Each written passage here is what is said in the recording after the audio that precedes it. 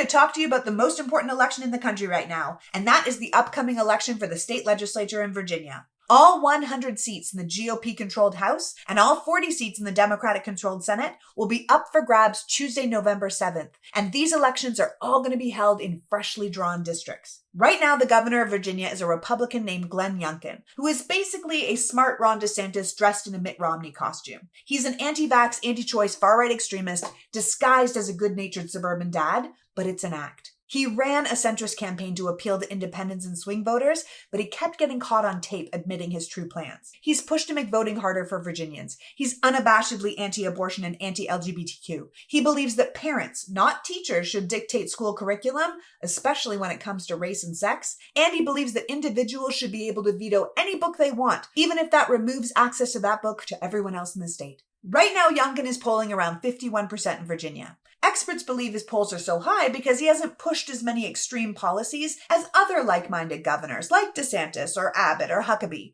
But to be clear, that's not because he doesn't want to. It's because the Democratic Senate in Virginia keeps holding him back. Virginia is one of 2 states in the nation with a split legislature, with Democrats holding a slim majority in the Senate, while Republicans hold a narrow majority in the House. Which is why the upcoming legislative election in November is so important. Of the 140 seats available, there is a handful in each chamber that are enough to make a game-changing difference, not only to the future of Virginia, but to the fate of the nation. The GOP could take the Senate. The Democrats could flip the House. Both parties believe they have a real path to controlling both chambers. If the Democrats win, they'll have one more chamber to protect Virginians from the Republicans' extremist ideology.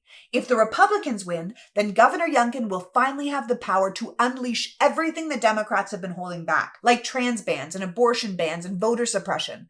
Given the opportunity, experts say Youngkin will be able to turn Virginia into Florida overnight. And I don't think I need to tell you that one Florida is enough.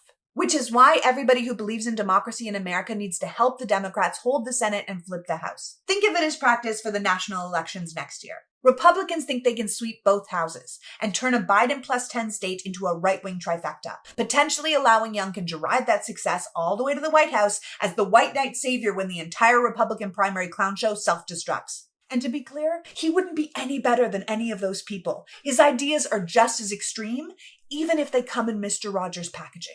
Losing both state legislative chambers in Virginia would be a disaster. With all the levers of government politically aligned, there would be no checks and balances for the state to protect the voices of the voters, or Virginia's 13 electoral votes. The presidential election could come down to one pro-democracy majority in one chamber. So Democrats have to dominate in Virginia. They need to win one or both houses to shut the Republicans down. This is our opportunity to tell the abortion-restricting, book-banning, voter-suppressing, soft supremacists that we're not going to take it anymore.